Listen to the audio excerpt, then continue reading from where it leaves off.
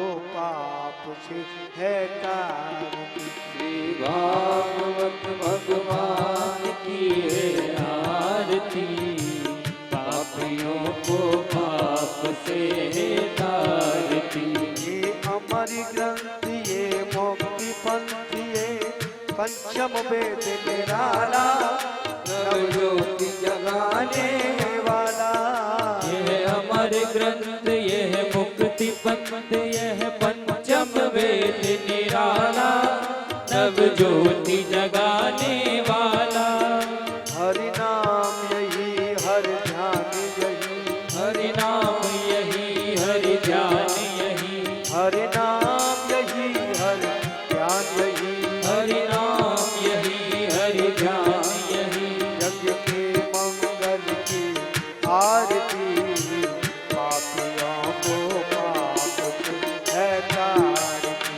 श्री भागवत भगवान की है आरती, पापियों को पाप से है तारती। हे शांति की पावन भूमि, पापों को मिटाने वाला, हरि का दर्शन कराने वाला। यह शांति गीत पावन पुनीत, पापों को मिटाने वाला, हरि दर्श कराने वाला। ये सुख करनी ये दुख हरनी, ये सुख करनी यह दुख हरनी, ये सुख करनी ये दुख हरनी। यह सुख करनी यह दुख हरनी। श्री मधुसूदन की आरती, पापियों को पाप से है तारती। श्री भागवत भगवान की है आरती, पापियों को पाप से है तारती। ये मधुर बोल जगपति कोल सन, भागवत गाने वाला, ओ बिगड़ी को बनाने वाला। यह मधुर बोल सच पंथ खोल, सन्मार्ग दिखाने वाला, बिगड़ी को बनाने वाला। श्री राम यही घनश्याम यही, श्री राम यही घनश्याम यही, ओ घनश्याम यही श्री राम यही। घनश्याम यही श्री राम यही। प्रभु की महिमा की आरती, पापियों को पाप से है तारती। भागवत भगवान की है आरती, पापियों को पाप से है तारती। भागवत भगवान की आरती, पापियों को पाप से है तारती, पापियों को पाप से है तारती, पापियों को पाप से है तारती। श्री वाञ्छाकल्पतरुर्भ्यश्च कृपा सिन्धुभ्य एव च पतितानां पावनेभ्यो वैष्णवेभ्यो नमो नमः। श्री भक्ति भक्त भगवंत गुरु चतुर्नाम बपु एक, इनके पद बंदन किए नाशै विघ्न। सब संतन मंथन कियो मध्य श्रुति पुराण इतिहास, भजबे को दोही सुघड़ कै हरिदास। नमः पार्वती पतये हर हर महादेव, हर हर हर हर महादेव। जगत नियंता आत्मस्वरूप प्राणी मात्र पर अहेतु की कृपा करने वाले घट घट वासी प्राणेश्वर भगवान श्री कृष्ण को अपने आप को समर्पित करते हुए उस ध्यानम मूलम गुरुमूर्ति ऐसे परमहंस अवधूत चरणारविंद में वंदन करूं जिनकी कृपा से इस वाणी को कुछ भगवत कार्य करने का आसरा मिला। ऐसे सदगुरुदेव भगवान माता पिता के चरणों में वंदन और यहाँ विराजे हुए ये सब वैष्णव संत भगवान आपके चरणारविंद में भी दास का खूब वंदन। उसके बाद इस पांडाल में विराजे हुए वे सभी महान आत्माएं जिनकी उंगली पकड़ के चलने का मुझे सौभाग्य मिला, आप सबको भी लाख लाख वंदन करूं मैं। उसके बाद मैं मेरी बात प्रारंभ करूं। मैंने कल भी कहा इस कथा के मुख्य यजमान परम श्रद्धेय, अब मेरे लिए यजमान के रूप में तो ये यजमान है, लेकिन अगर लौकिक धरातल पर देखूं तो मेरी मां भी इन्हें चाचा कहती है, तो इनका क्या स्थान होगा। लेकिन उसके बाद ये सौभाग्य ठाकुर जी ने इन्हें प्राप्त कराया है, क्योंकि मैं कई बार कथाओं में महान आत्माओं से सुना, गुरुदेव भगवान से सुना और कुछ पढ़ा, उस आधार पर यह बात कह रहा हूं कि जीवन में सब कुछ संभव है, लेकिन जीव भगवत शरणागत हो जाए ये केवल उनकी कृपा से ही संभव है। उससे पहले कितना भी कुछ करो अपने हाथ में है ही नहीं कुछ। तो हमारे परम श्रद्धेय पूज्य श्री सुरेश चंद्र शर्मा जी सपत्नीक और उनके अनुज श्री रमेश चंद्र शर्मा जी, दोनों भाइयों का है। मैं तो जब ये दोनों जब बैठकर कथा सुनते हैं तो व्यासपीठ से लगता है श्याम गौर सुंदर दो भाई, विश्वामित्र महानिधि पाई। तो ये महानिधि मुझे मिली है, जिसे 7 दिन तक भगवत चरणारविंद में मैं कोशिश कर रहा हूं। हमारे अनुज स्वरूप संचालक महोदय ने अभी हमारे राजेश प्रताप जी ने कहा, तो मेरे मन में एक भाव आया था, अचानक मेरे मन में कल ये भाव आया और मैंने हमारे ज्येष्ठ भ्राता, अब मेरे 2 ज्येष्ठ भ्राता यहां नित्य ड्यूटी पूरी कर रहे हैं साहब, अकेला कथा नहीं कह रहा मैं, तो मैंने मेरे भ्राता और हमारे यजमान जी दोनों के चरणों में एक बात रखी कि मैं इस भूमि में मैंने जन्म लिया, इस भूमि ने मुझे चलना सिखाया, और मैं कोई बनावट नहीं कह रहा, सच्चाई कह रहा हूं कि इस बस्ती के, इस गांव के एक एक वर्ग ने जो प्यार मुझे दिया है, शायद वो बहुत कम नसीब वालों को मिलता होगा दुनिया में। मेरे मन में एक भाव आया कि ये तो हो नहीं सकता है कि इस गांव से मैं कभी ऋण हो जाऊं, ऋण तो इसका चुका ही नहीं सकता। लेकिन मेरे मन में एक भाव आया, 96 वर्ष के हमारे श्रद्धेय बाबूजी मुंशी जी महाराज बैठे हुए, 96 वर्ष इनकी आयु है और नित्य कथा सुनते आते हैं। तो मैंने ऐसे बजोवृद्ध पुनीत सब आत्माओं को देखकर मैंने अपने यजमान जी को और अपने ज्येष्ठ भ्राता को कहा, मेरी एक इच्छा है, इस गांव में मैंने जन्म लिया, इसका बहुत ऋण है, कुछ पूरा तो नहीं हो सकता, पर मैं इस गांव के प्रत्येक वर्ग के, प्रत्येक जाति के एक बुजुर्ग को यहां बुला के अपने हाथ से सम्मान देना चाहता हूं। ये मेरा भाव है। तो कोई भी जाति हो, उससे मेरा मतलब नहीं है। जाति दुनिया में एक ही है और वो है स्त्री और पुरुष, इसके अलावा कोई जाति नहीं है। मेरा भाव आपने स्वीकार किया, तो आज 4:30 बजे वह परंपरा यहां हमारे राजेश प्रताप जी उसका संचालन करेंगे। आज हमारे बालाजी धाम आश्रम, जो आप सबके आशीर्वाद से आगरा जैसे महानगर में बन के तैयार हो गया, अपने को तो आज तक पता नहीं कैसे तैयार होगा, हमें कपड़ा पहनने का सहूर नहीं, आश्रम बन जाए। तो जिनके अथक परिश्रम और जिनकी भक्ति और प्रेम से आश्रम बना, नीतू जी आप आगे आ जाइए, आप आ गया। तो टूंडला से, आगरा से सुनने वाले हमारे प्रेमी जन, तो जिनके द्वारा यह आयोजन संचालित, बालाजी धाम संचालित हुआ, ऐसे हमारे आज श्री अम्बरीश नारायण रायजादा जी नित्य सेवा करते हैं आश्रम में, श्री राजकुमार सक्सेना जी, अनीता अग्रवाल जी, चित्रा सारस्वत जी, हमारी डॉक्टर कुंती जी, इन्होंने बड़ी सेवा कोरोना काल में भी बताया। इन्होंने इतनी सेवा की कि औरों की तो छोड़ो, मैंने जाने कितने लोगों को इनके द्वारा भर्ती कराया। और काम तो एसएन में, आप सरोजनी नायडू अस्पताल आगरा में हैं, तो आज हमारे ऐसे सभी महान आत्माएं यहां पधारी हैं। हम लोग कथा का प्रारंभ करें। देखो, यह कथा सबसे पहले किसे पवित्र करती है? तो सुखदेव भगवान ने कहा, वक्ता कथा करने जब बैठता है तो वक्ता के हृदय में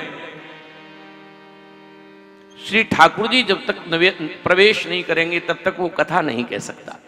कारण क्या है? क्योंकि इंद्री द्वार, आगे आ जाइए मां साहब, इंद्री द्वार झरोखा नाना, तह बैठे सुर निज निज थाना, बे आवत देखत विषय बयारी, तुरतई दीन कपाट उघारी। महाराज, ये ज्ञान दीपक बहुत जल्दी बुझ जाता है। गोस्वामी जी से किसी ने पूछा कि इसका कोई उपाय है? एक बहुत बढ़िया उपाय है, मैं यहीं से कथा प्रारंभ कर रहा हूं। तुलसीदास जी कहते हैं, सदगुरु वैद बचन विश्वासा, संयम यह न विषय के आस। और बिल्कुल यहीं आ जाइए, फिर भागवत में आ जाइए, तत्राभवत भगवान व्यास पुत्रो। ऐसे सुखदेव भगवान भी आज गुरु के रूप में कृपा करने आए हैं। आप सोच सकते हैं कौन कथा सुन रहा है? जरा विचार करिए। मेरे घर में, आपके घर में 100 रुपए का नुकसान हो जाए तो कथा सुनने नहीं आएंगे, लेकिन जो कथा का श्रोता है वो कैसा है? जिसकी मृत्यु की 7वें दिन घोषणा हो चुकी है। तक्षकादात्मानो मृत्यु, राजन तेरी 7वें दिन मृत्यु होगी, वो भागवत सुन रहा है। हमारे आपकी चरण पादुकाएं खो जाएं, जूते खो जाएं, तो लोग कहते हैं आज तो कथा में मन नहीं लगा। लेकिन विचार करिए, बहुत गंभीर विषय है। कौन कथा सुन रहा है? बोले तत्शकदात्मानो मृत्यु, जिसे कंफर्म है कि 7वें दिन मौत है, उसके बाद भी कथा सुन रहा है। निवेदन करना है। कल मैंने चर्चा की थी आपसे, जीवन बनने में और बिगड़ने में दोनों में वक्त नहीं लगता। तुलसीदास जी ने तो उसके लिए बहुत बड़ी बात कही, बिगड़ी जन्म अनेक की, बिगड़े बनी है अब ही आज। इतनी बड़ी घोषणा कोई नहीं कर सकता। बोले कितनी भी बड़ी बिगड़ी हुई हो, अनेक जन्मों की हो, कब बनेगी? बने है अब ही आज, आज ही बन सकती है। बोले कब बनेगी? बोले कुसमाज को त्याग कर सत्संग का चरण पकड़ लो, आज ही बन जाएगी, देर नहीं लगेगी। आज राम जी, भरत जी के विषय में कल दास ने चर्चा की आपके चरणों में कि भरत जी का जीवन हमें यह दर्शाता है कि व्यवहार जगत में सबसे मिलना पड़ेगा। ये बाबा जी हमारे संत बैठे हैं, अगर भिक्षा करने जाएं मधुकरी और कोई भिक्षा करवावे तो उससे कहना पड़ेगा बेटा सुखी रहो, और ये भी कहना पड़ेगा, क्या कहना पड़ेगा? ये भी कहना पड़ेगा कि बड़े तुम अच्छे आदमी हो। पर ये जितनी बातें कहते हैं ये ऊपर से कहते हैं। आप कहेंगे क्यों? क्योंकि इनके लिए अच्छा और बुरा ये दोनों चीज समाप्त हो चुकी है। फिरत स्नेह मगन सुख अपने, नाम प्रसाद सोच नहीं सपने। और भागवत कहती है आत्मा रामस्य मुनयो, जो आत्मा में रमण करने वाले हैं उन्हें क्या मतलब तुम सुखी रहोगे कि दुखी रहोगे। बल्कि कभी कभी तो विलक्षण होता है। नाभाजी भक्तमाल में लिखते हैं कि एक साधु किसी के द्वार पर भिक्षा करने गया, बहुत ध्यान देना। साधु भिक्षा करने गया तो एक आदमी 24 घंटे में 20 घंटे भजन करता था। 4 घंटे केवल उसका संसार में था, 20 घंटे भजन करता था। एक गाय थी, पति पत्नी गाय का पालन करते, अब भगवान का खूब भजन करता। तो उसके यहां संत जी जैसे ही पधारे तो संत जी ने कहा कि भिक्षा हम दे। तो उसने कहा कि बाबा 10 मिनट रुक जाओ।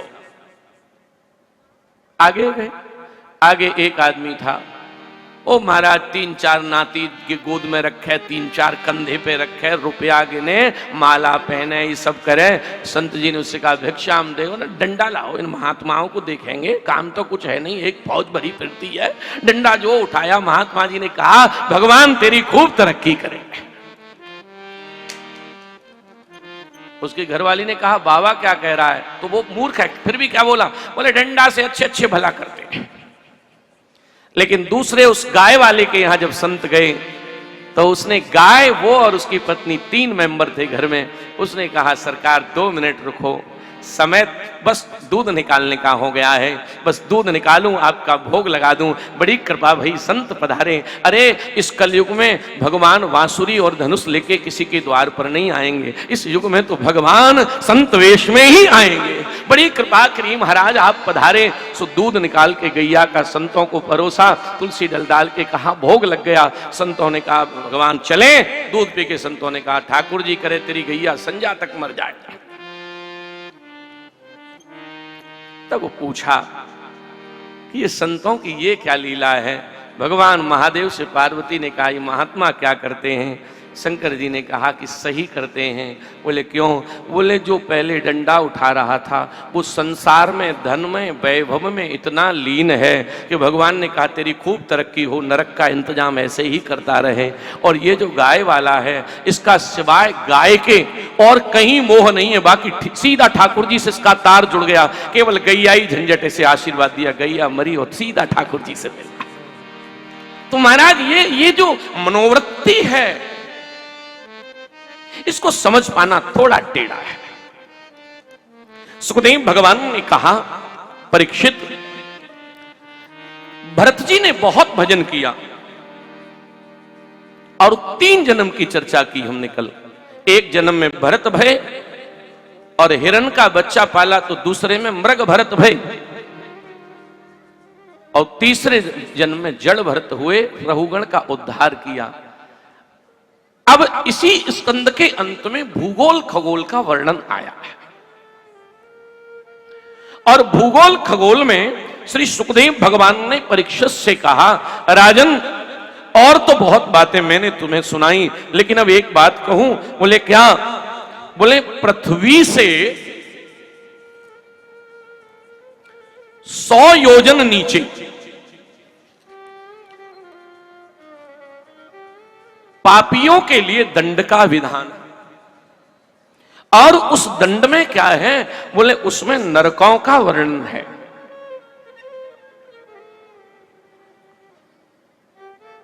अब नरक की जो चर्चा आई, परीक्षित बोले एतत् वैचित्र्य लोकस्य कथमामिति। गुरुदेव ये क्या विधा है, मेरी तो समझ में नहीं आई। सुखदेव स्वामी परीक्षित को बता रहे हैं राजन, नीचे 100 योजन नीचे 28 प्रकार के नरक हैं। पौराणिक मान्यता 28 प्रकार के नरकों की है।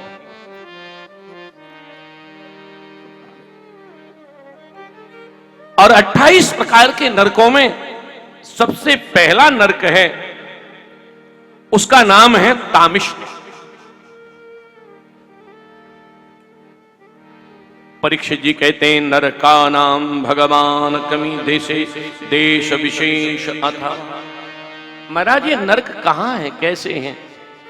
बोले 28 प्रकार के नरक हैं और पहले नरक का नाम है तामिष्ण। और बता रहे हैं कि राजन, जो दूसरे की स्त्री और धन का हरण कर लेता है उसको इस नरक में ले जाया जाता है।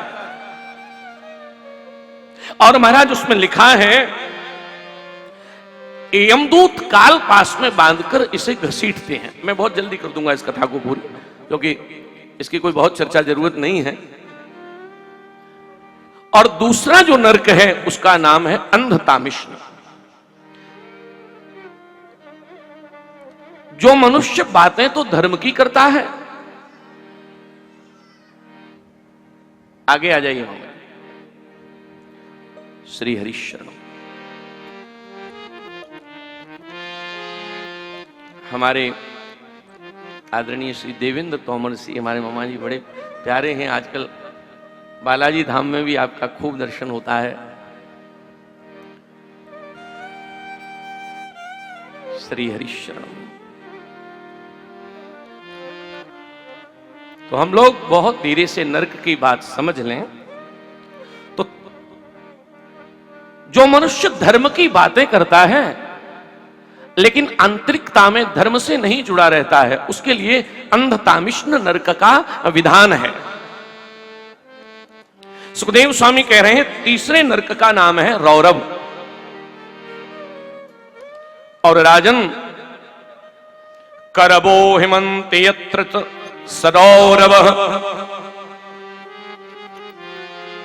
जिस मनुष्य को अहंकार बहुत ज्यादा होता है, अब वो अहंकार कई तरह का हो सकता है, धन का हो सकता है, बल का हो सकता है, वैभव का हो सकता है, पद का हो सकता है, और कई लोगों को जाति का भी अहंकार हो सकता है। और ये जाति का अहंकार भी महाराज कभी कभी बहुत परेशान करता है। रैदास जी के यहां सम्राट गए। रैदास जी जूता सिलते थे और जूता सिल रहे रैदास जी के यहां सम्राट गए। तो महाराज सम्राट जैसे ही गए, बड़ा ध्यान से सुनना आप, तो सम्राट ने क्या किया, रैदास जी से प्रसाद मांगा। और रैदास जी तो ठाकुर जी में बिल्कुल रचे पचे थे। वो तो उनका जन्म भले ही एक चर्मकार के घर में हुआ हो, लेकिन महाराज परम वैष्णव थे। वे बड़े बड़े ब्राह्मण उनके आगे चक्कर काटते थे। रैदास जी ने महाराज जो देखा, तो राजा को जो लोग लेकर गए उन्होंने कहा सम्राट प्रणाम करो। तो पहले तो राजा को ये लगे कि मैं प्रणाम कैसे करूं, मैं तो बड़ी जाति वाला हूं। जैसे तैसे, बहुत ध्यान देना, सर्दी के दिन थे, बनारस का राजा कोट पहने हुआ था बड़ा भारी।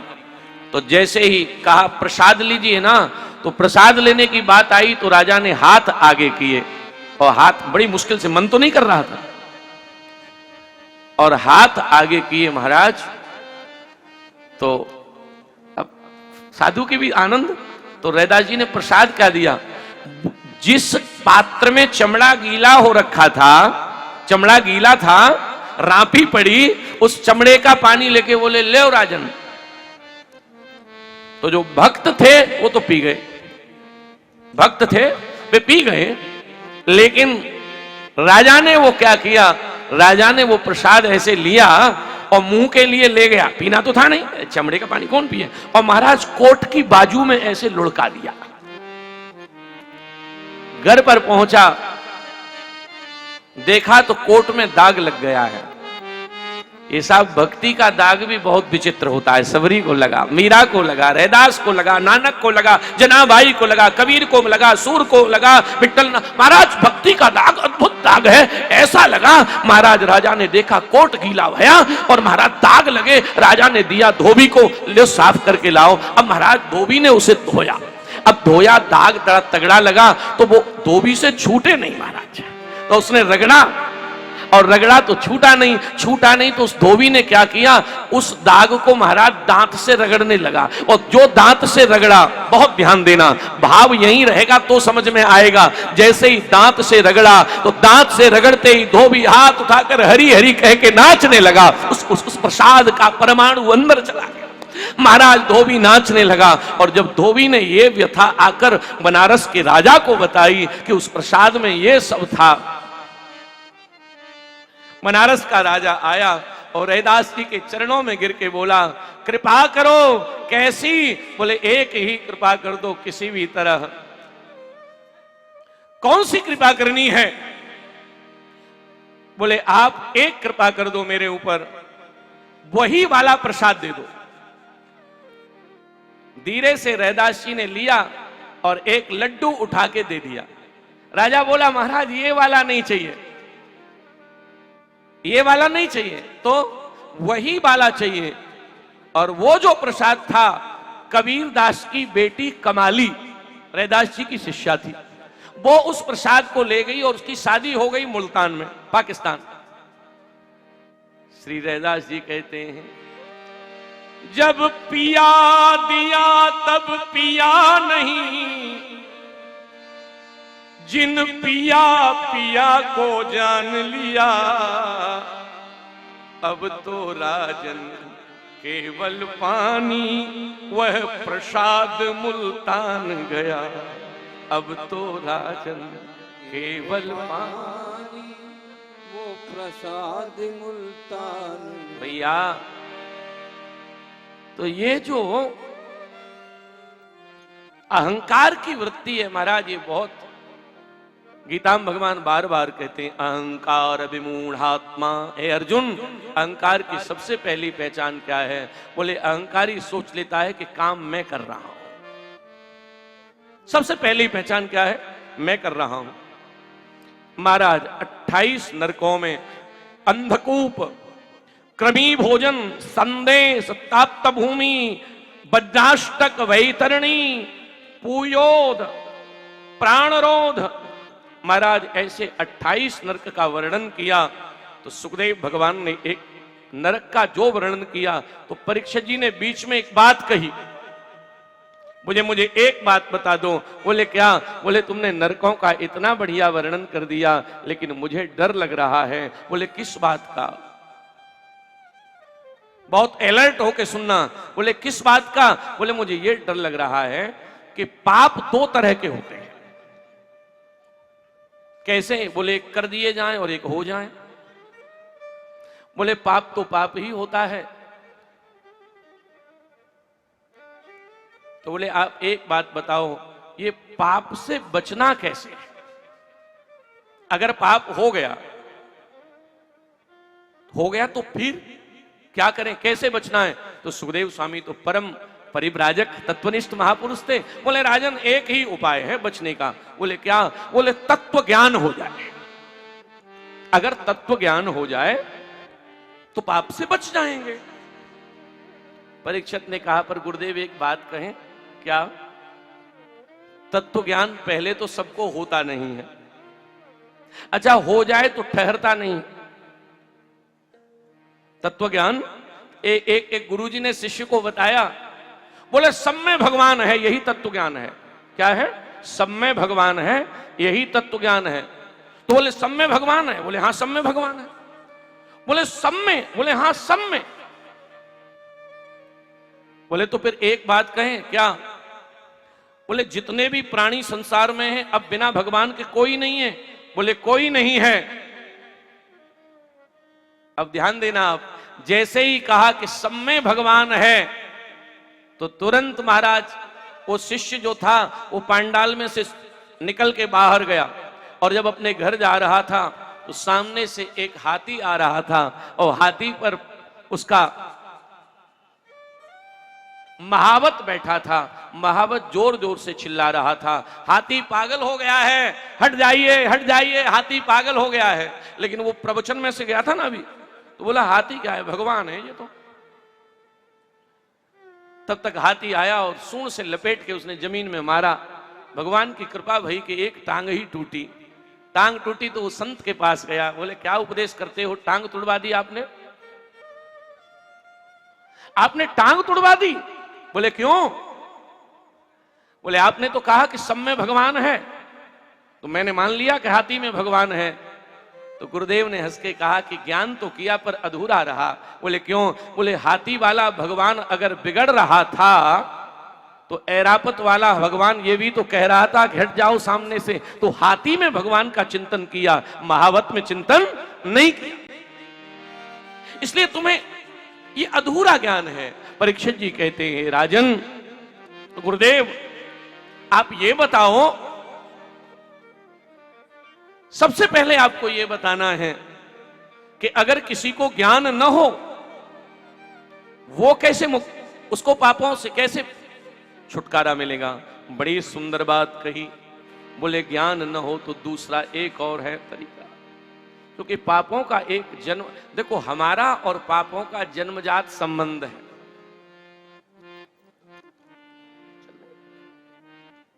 हमारा और पापों का जन्मजात संबंध है। आप कहेंगे क्यों? हमारे श्री बिंदु जी महाराज कहते हैं,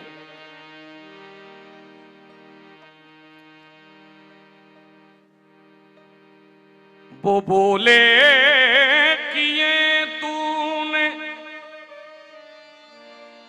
साधन बता क्या। बिंदु जी कह रहे हैं कि भगवान की और हमारी एक दिन मुलाकात हो गई, तो बिंदु जी बोले, वो बोले किए तूने साधन बता क्या। मैं बोला कि कितनों को साधन से तारा। आपने किसी को साधन से तारा? वो बोले परेशान हूं तेरी बहस से। भगवान बोले तू बहस कर रहा है। बिंदु जी बोले, वो बोले परेशान हूं तेरी बहस से। मैं बोला कि कह दो तू जीता मैं हारा। मैं बोला कि कह दो तू जीता। महाराज उपाय हैं, बता रहे हैं। केचत केवल या भक्त्या वासुदेव परायण। अंधम धुनुवंति कात्येन निहारमिव भास्कर। एक बहुत बढ़िया कलयुग में साधन है। क्या साधन है? बोले केचत केवल या भक्त्या वासुदेव परायण। कितने भी बड़े पाप हो जाओ। हमारे एक गुजरात के महात्मा, हमारे बड़े मित्र हैं डाकोर जी में, कन्हैया बाबा। आपने टीवी पे कई बार देखा होगा, एक कलश सर पे रख के घूमते रहते हैं। तो वो एक बहुत बढ़िया बात कह रहे थे। एक बार कुंभ में हमारे कमरे में वो रुके, तो उन्होंने कहा महाराज जी, मैंने कहा बाबा पाप, बोले हम पे तो दिन भर पाप होते हैं। मैंने कहा क्यों? बोले झूठ बोल देते हैं, ये भी तो पाप है। तो मैंने कहा बाबा, तो उन्होंने बहुत बढ़िया बात कही।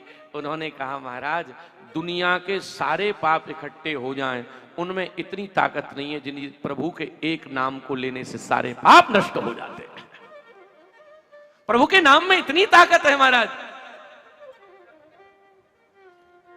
पूछा किसी के कटे? सुखदेव भगवान कहते हैं, राजन एक पंडित जी रहते थे यहां कन्नौज में, कहानी बता रहे हैं। और कन्नौज के पंडित जी का नाम था अजामिल। बहुत बढ़िया ब्राह्मण था। लेकिन फिर यहां एक, अभी मैंने जो कहा वही होगा क्या, त्रिकाल संध्या करने से अपनी पूजा का अभिमान हो गया। कभी कभी ये धर्म का चोला भी बहुत परेशान कर देता है। इसलिए भक्ति का सबसे बढ़िया एक ही उपाय है, क्या?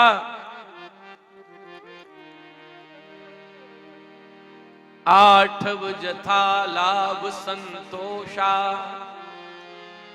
सपने नहीं देखो पर तो। दूसरों के चक्कर में ज्यादा नहीं पड़ना है। विनम्र, अति विनम्र, अति विनम्र। पारसौली से कुम्भन दास जी महाराज अष्टछाप के बड़े संत हुए हैं। तो पारसौली से अकबर ने फतेहपुर सीकरी बुलवाया उन्हें। और फतेहपुर सीकरी जब बुलवाए गए तो सबको कहा एक एक पद सुनाओ। तो कुम्भन दास जी की गोद में उनके ठाकुर जी रहते थे। तो पहले कुम्भन दास जी ने कहा कि मैं नहीं जा रहा। बोले अकबर है। कुम्भन दास जी गए, और जो गए तो आप दंग रह जाएंगे।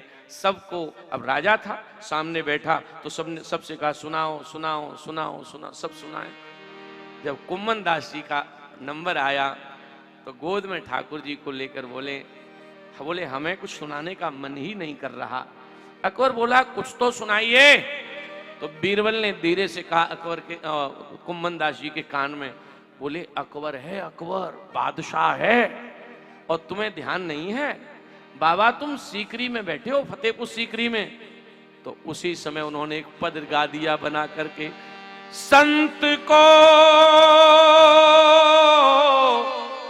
कहा सीकरी सो काम, आवत जात पन्हैया फट गई, बिसर गयो हरि नाम, संत को कहा सीकरी। आगे जो उन्होंने कहा अद्भुत बात थी। क्या?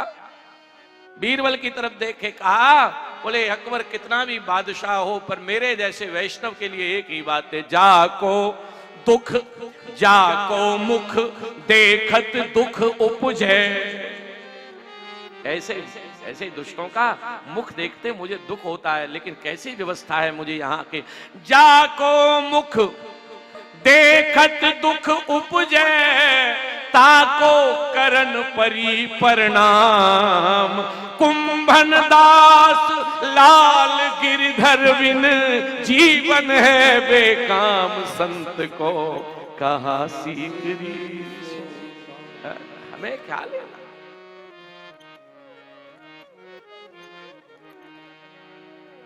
ठाकुर हमरे रमण बिहारी, हम हैं रमण बिहारी के।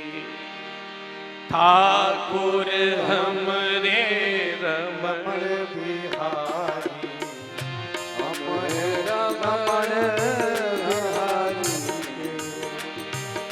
ठाकुर हमरे रमण बिहारी, हम हैं रमण बिहारी के। हमारे पूज्य रमण रेड्डी वाले महाराज जी ब्रज के राजा हैं वे, और उनकी ये पंक्ति है,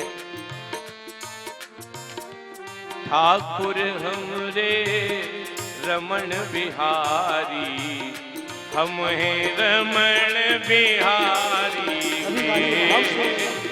ठाकुर हमरे रमण बिहारी, हम हैं रमण बिहारी के।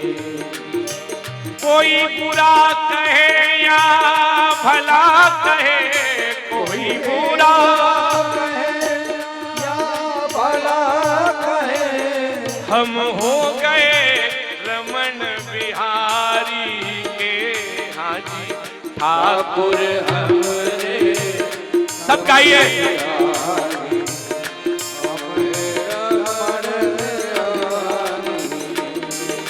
अब हमारा काम क्या है? जब तक दुनिया के काम के थे तब तक दुनिया का काम, पर अब क्या है?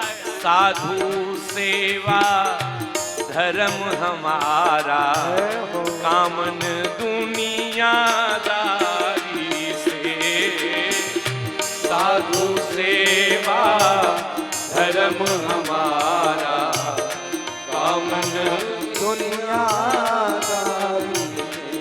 हाँ जी, ठाकुर हमरे रमण बिहारी, हम हैं रमण बिहारी के। ठाकुर हमरे रमण बिहारी, हम हैं रमण बिहारी। ब्राह्मण को इसी बात का महाराज अभिमान हो गया कि मैं त्रिकाल संध्या करता हूं, और सबसे बड़ी दिक्कत यही है, मैंने अभी भी कहा था, अभिमान को अंग्रेजी में कहते हैं ईगो, और भगवान का सिद्धांत है, भगवान कहते हैं कि तुम्हारे अंदर आया ईगो, तो भगवान कहते हैं फिर आई गो, अब मैं जा रहा हूं, एक ही रहेगा। और वैसे भी वैष्णव जन कहते हैं कि भगवान और अभिमान दोनों में 4 ही अक्षर हैं। जहां भगवान होते हैं वहां अभिमान नहीं होता, और जहां अभिमान होता है वहां भगवान नहीं होता। बहुत सचेत रहने की आवश्यकता है। प्रभु जी, अजामिल के जीवन में इतना अभिमान हो गया कि वो कहता है मेरे जैसा कोई ब्राह्मण नहीं। पर महाराज, अभिमान करते समय 2 को संभाल के रखना। हमारे शरीर में बहुत सारे अंग प्रत्यंग हैं, पर 2 को बहुत संभाल के रखना है। इन 2 से ही पाप होगा, 2 से ही पुण्य होगा। कौन कौन सा? बोले आंख और कान। इन दो को बहुत संभालना है। आप कहेंगे क्यों? क्योंकि वक्ता का कल्याण कब होता है? बोले जब मुख से भगवान की कथा कहता है, और श्रोता का श्रोतव्यम, जब कान में जाती है कथा। तो ये दो अंग प्रधान हैं, इसलिए इन दो को बहुत संभालना है। जिन को भगवान आज तक मिला वो या तो कान की कृपा से मिला और या तो आंख की, जिसमें कान की कृपा सबसे ज्यादा रही है। आप कहेंगे क्यों? कान की कृपा इसलिए ज्यादा रही है क्योंकि कान का इसलिए रोल है, रुक्मिणी जी ने भगवान को जो पत्र लिखा था उसमें कहती हैं, श्रुत्वा गुणान भुवन सुंदर।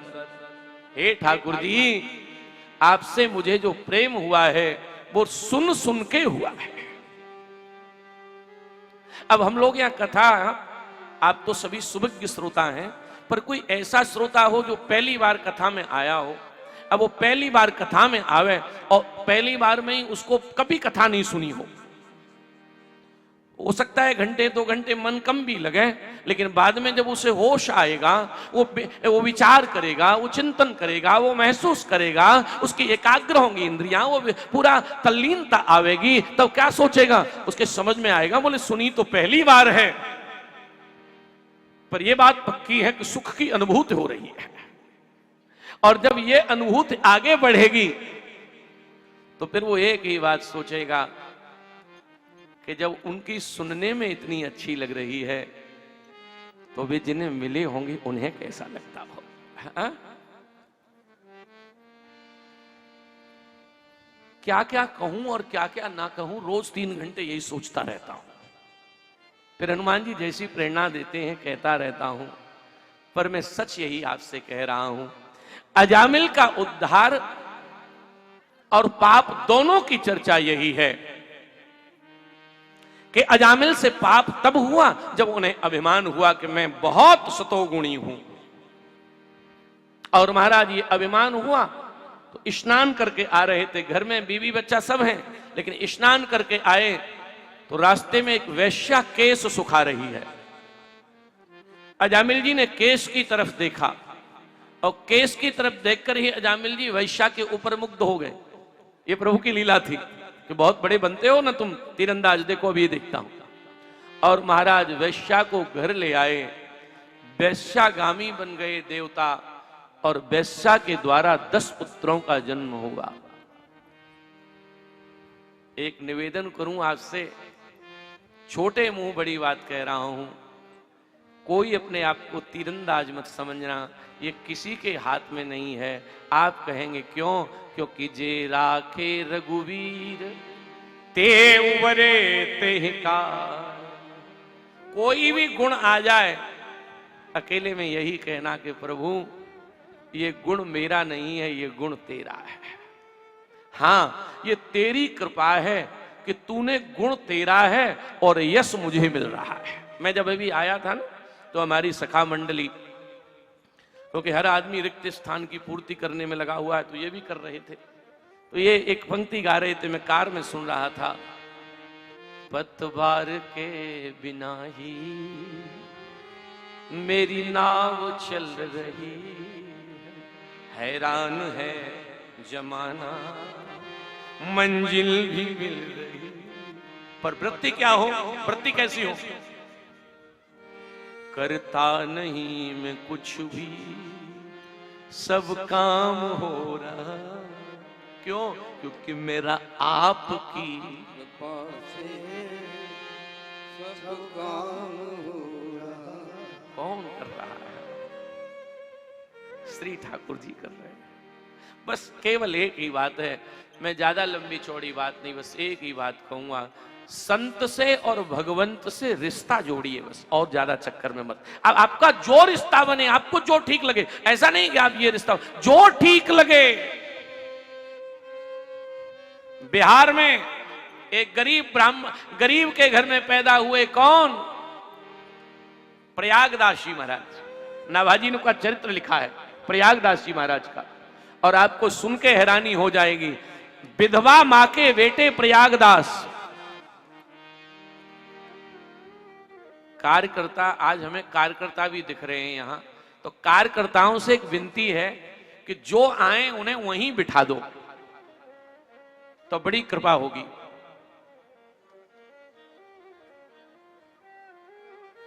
हाँ, तो प्रयागदास जी महाराज हुए बिहार में, इसी कलयुग की घटना है। और प्रयागदास जी महाराज जब बिहार में भये तो एक दिन रक्षाबंधन आया, और रक्षाबंधन महाराज जब आया, बहुत ध्यान से सुनना, क्योंकि भागवत का अर्थ केवल पुराण की चर्चा ही नहीं, जो जो भगवान का है वो सब भागवत है, जिसका संबंध भगवान से है। तो प्रयागदास जी महाराज बिहार में रक्षाबंधन आया तो श्री प्रयागदास जी महाराज ने अपनी मां से कहा, बोले सारे लोग अपनी अपनी बहन से मिल रहे हैं, मेरी बहन कहां है। गरीब घर था, तो मां ने 2-4 बार तो समझाया, जिद्दी आदमी को समझाना भी कठिन है। जिद कर गए, बोले मेरी बहन बताओ, मेरी बहन कहां है। तो मैया से और तो कुछ नहीं सूझा, तो धीरे से बोली, बोले तेरी बहन तुझे इसलिए नहीं मिली क्योंकि तेरी बहन का ब्याह हो गया है, ससुराल में है। प्रयागदास जी कहते हैं तो नाम बताओ। रोती हुई उस विधवा मां ने कहा, तेरी बहन का नाम श्री जानकी जी है और उसका विवाह अयोध्या हो गया है। प्रयागदास जी ने कहा तो रक्षाबंधन में अब 2-3 दिन बाकी रह गए, मैं अपनी बहन से मिलने जाऊंगा अयोध्या। और महाराज प्रयागदास जी अयोध्या चले, मां से बोले, क्योंकि उन्हें तो विश्वास था, मां जो कह रही, मां से बोले सारे जितने भी भाई हैं ये अपनी बहन से मिलने जाते हैं तो बड़ी बड़ी सुंदर साड़ियां, हार, जेवरात लेकर जाते हैं, मैं अपनी बहन से मिलने जाऊंगा अयोध्या, लेकर क्या जाऊं। बूढ़ी माँ गरीब थी, कुछ था नहीं, एक फटी हुई साड़ी 2 जगह से सिली थी, माँ ने बहुत समय से रखी थी अपने लिए। अब बच्चे की जिद, निकाल के एक पुराना झोला, तब प्लास्टिक नहीं होती थी, झोला में रखा और कहा ये ले जा। श्री प्रयागदास जी महाराज कई दिन में चल के अयोध्या आए, और अयोध्या आके हर गली में पूछते हैं, भैया इस गांव में मेरी बहन का विवाह हुआ है। अब अयोध्या कलयुग में पुंडे पुजारी हंसे, बोले कहाँ है तुम्हारी बहन। बोले महाराज माँ बता रही थी यहीं ब्याह हुआ। तो जीजा का नाम अयोध्याधिपति श्री राम बता रही थी माँ। अब पुजारी और संत और हंसे, बोले पागल आ गया कहीं से। महाराज कई दिन तक भूखे भटकते रहे, रोटी नहीं खाए। अब कोई कहे रोटी खा लो, बोले बहन के यहाँ तो तभी रोटी खाई जाती है जब बहन मिल जाए, उससे पहले नहीं। महाराज वो साड़ी फटी हुई लेकर प्रयागदास जी पूरी अयोध्या में चक्कर काटे, और महाराज अंत में एक साधु ने कह दिया प्रयागदास से, पिंड छुड़ाना था, बोले सुनो, क्या तुम्हारी बहन बहनोई का तो वनवास हो गया, गए चित्रकूट। प्रयागदास जी बोले क्या मेरी बहन का वनवास। बोले हाँ, और जीजा वो भी गए वनवास में। प्रयागदास जी महाराज ने कहा तो किसने वनवास दिया। बोले कैकेयी ने। क्या शर्त है। बोले तापस वेश विशेष उदासी 14 वर्ष राम वनवासी मुनिपट भूषण भाजन आनी। जमीन पर सोएंगे, कपड़े नहीं हैं, 2 रुपए जेब में थे प्रयागदास जी की, में साड़ी तो वो हो गई 2 रुपए की। 1 रुपए की महाराज अयोध्या के बाजार में से एक खाट खरीद ली। बोले जीजा जी चित्रकूट में जमीन पथरी ली है, वे सोएंगे कैसे। तो 1 रुपए की खाट खरीदी और 1 रुपए का चद्दर खरीदी, सर पे रख के महाराज 2 महीने में पहुंच गए चित्रकूट। अब चित्रकूट के जंगल में आवाज देते हैं सियाजू। कई दिन हो गए, एक दिन तो इतने कष्ट में आ गए, रोकर कहते हैं कि बहन, भाई तो कठोर होता है पर बहन कठोर नहीं होती, तू जाने कहां छुपी है। रात्रि के 12 बजे कामदगिरी की परिक्रमा कर रहे थे, अचानक महाराज गजब हुआ, भगवान श्री राम हाथी पर बैठे जानकी जी के साथ प्रकट हुए। सेवक ने तुरंत कहा, भगवान ये प्रयागदास बाबा। जानकी जी नीचे उतर के आई हाथी से, रोती हुई जानकी ने कहा, भैया। प्रयागदास ने कहा, तू ही है क्या मेरी बहन। हाँ। रोकर बोले, जी जी करुणा कहां विसारी, जी जी करुणा कहाँ विसारी। करुणामयी नाम तेरा और तू करुणा निधि की प्यारी। जी जी करुणा तू भूल गई। श्री जानकी जी ने हृदय से लगा लिया, भैया अब 33 करोड़ देवता ऊपर से देख रहे हैं कि ये संबंध। महाराज प्रयागदास जी ने ली साड़ी और साड़ी लेके था किशोरी जी को और खाट लेकर के राम जी के आगे बढ़े। सरकार लीजिए, आप हमारे बहनोई हैं, 14 वर्ष जमीन पर सोगे सरकार ठीक नहीं लगेगा, ये खाट पर सो। राम जी ने हृदय से लगा के कहा कि प्रयागदास के कई माँ का वचन है और पिताजी का सत्य टूट जाएगा, खाट पर सोया तो हाँ खाट मुझे दे दो, पर इसे ले जाओ, इस पर तुम सोओगे। प्रयागदास जी तब से लौटे और प्रयागदास जी फिर प्रयाग में आए इलाहाबाद में, और प्रयागदास जी इलाहाबाद में त्रिवेणी के तट पर खाट पर बैठ के एक गीत गाते थे।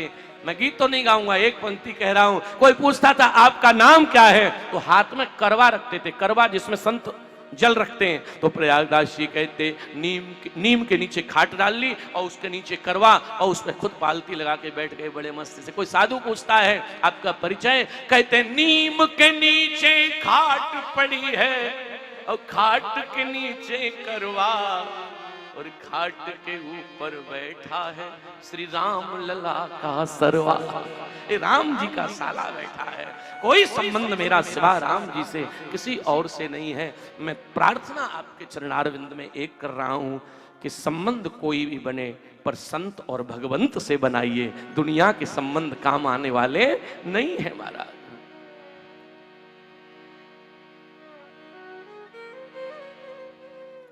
श्याम सुंदर से जिसका संबंध है उसको हरदम आनंद ही आनंद है।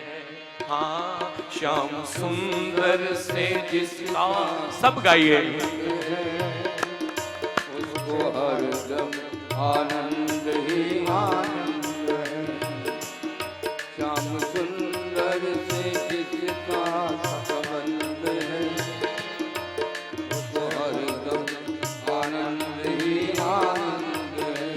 हाँ मुरली वाले से जिसका संबंध है उसको हरदम आनंद ही आनंद है। श्याम सुंदर से जिसका संबंध है उसको हरदम आनंद ही आनंद। पर उसकी कुछ कंडीशन है। संबंध हो जाए तो उसकी कंडीशन क्या है? झूठी निंदा न चुगली सुहाए, बुरी संगत में कभी भी न जाए। झूठी निंदा न चुगली सुहाए, बुरी संगत में कभू न जाए। और जिसको संतों का संग ही पसंद है तो उसको हरदम आनंद ही आनंद है। हाथ उठा के गाइए। जिसका संबंध है उसको हरदम आनंद ही आनंद है। श्री राम है।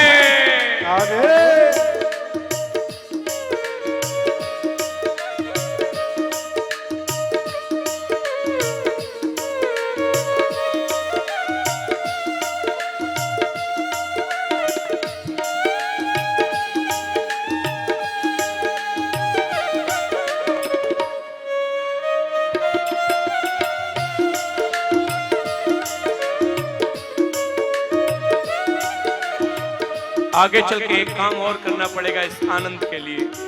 झूठी ममता से कर लो किनारा, मुरली वाले का ले लो सहारा।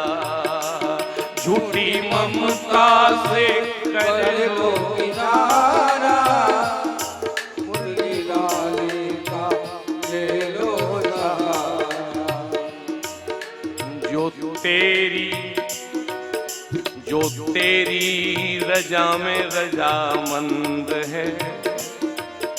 भगवान ने जो चाहा, जो प्रभु की रजा में रजामंद, जो तेरी रजा में रजामंद है, तो उसको हरदम आनंद है। सुनने वाले से जिसका संबंध है, उसको हरदम आनंद ही आनंद है। ओ श्याम सुंदर से जिसका संबंध है, उसको हरदम आनंद ही आनंद है। उसको हरदम आनंद ही महाराज अजामिल के 10 बालक भय, संसार में ही लगा रहा। और परिणाम क्या हुआ? एक बार संत उसके घर पधारे, वेश्या में अजामिल का असर हो गया महाराज। वेश्या भगवतनिष्ठ हो गई और संत पधारे तो वेश्या ने कहा कि माई बाप, आप मेरे घर में पधारे हो, पर मैं वेश्या हूं, सो मेरे घर का प्रसाद मत पाना। संतों ने कहा, बेटी तू इतनी पवित्र है क्या? ऐसे अपना पाप अगर कोई अपने आप बताए तो समझो पवित्रता प्रारंभ हो चुकी है। मुझसे ये गलती हुई तो हुई, क्या करूं, हो गई, ऐसा बोलना कोई शुरू करे। महाराज संतों ने कहा, बेटा संत किसी के घर आते हैं तो 2 बातें जरूर हों। बोले क्या? बोले अगर घर में पवित्रता हो और हृदय में भाव हो तो एक तो साधु को भोजन जरूर कराना चाहिए, जैसे आपके घर में जैसा बने। और दूसरी बात, चलते समय कुछ दक्षिणा देनी चाहिए। वैश्या ने कहा, महाराज प्रसाद तो आप पा नहीं रहे हो तो दक्षिणा दूं? संत बोले कि दक्षिणा हम अपने हिसाब से मांगेंगे। दक्षिणा की भी बड़ी विचित्र कथा है महाराज जी। एक सन्यासी महात्मा थे यहीं के, हमारे बड़े प्रेमी थे। वो भागवत कहना शुरू कर दिया उन्होंने, यहीं के थे, टूंडला के आसपास के। तो उन्होंने कहा कि आपकी कथाएं होती हैं, हमारी नहीं होती हैं। तो हमने कहा कि ठीक है, हम करवा देंगे। हमने कहा दक्षिणा बताओ आप। बोले हमें कुछ भी नहीं चाहिए, सामने वाला जो दे देगा सो ले लेंगे। मैंने कहा ऐसे तो सब कहते हैं, आप बताओ। बोले नहीं, हमने प्रतिज्ञा की है, जो देगा ले लेंगे। तो उनकी कथा, फिरोजाबाद के पास एक यादव जी थे। तो यादव जी ने कहा, महाराज हमारे यहां करवा दो। इनकी कथा हमने करवा दी। अब यादव जी भी बड़े मस्त थे, उन्होंने 8-10 दिन कथा करवाई अच्छे से, और महाराज को 5-10 हजार रुपया दिया। महाराज थे क्रोधी, तो उन्होंने जो 5-10 हजार रुपया गिने, एकदम बोले कि 50,000 में तो 10-15 साल पुरानी बात है, 50,000 में तो ये आए हैं ये गण, और तुमने इतने कम दिए। सो एकदम गुस्से में आके बोले, तो पास में तोरई की बेल थी। तो संत जी क्रोध में आके बोले, इससे श्रेष्ठ होता कि आप हमें दक्षिणा नहीं देते, तोरई के 2 पुष्प दे देते। सो यादव जी ने वो पैसे जेब में रख के तोरई के पुष्प दिए। अब महाराज वो तोरई के पुष्प लेके हमारे आश्रम पहुंचे। मैंने कहा क्या बात है? बोले ये पकड़ो। आदमी के यहां भेजे। हमने कहा क्या हो गया? बोले हमने तो गुस्से में कहा कि 20,000 10,000 में कुछ नहीं होगा, तोरई के पुष्प दे दो। तो उसने रुपए रख के तोरई के पुष्प दे दिए। हमने उनको टेलीफोन किया, यादव जी आपने ऐसा क्यों किया? बोले महाराज आपने ही तो बताया था कि संत जो चाहे वही करना चाहिए। तो महाराज ये दक्षिणा की भी बड़ी विचित्र कथा है। अजामिल जी से कहते हैं पंडित जी वैश्या से, दक्षिणा दीजिए। ब्राह्मण ने कहा, साधु ने कहा क्या दक्षिणा? बोले बेटा एक ही दक्षिणा है, और पुत्रों का नाम तो तुमने अपने हिसाब से रखा है। छोटे पुत्र जयकारा शेरावाली का। बोल साचे दरबार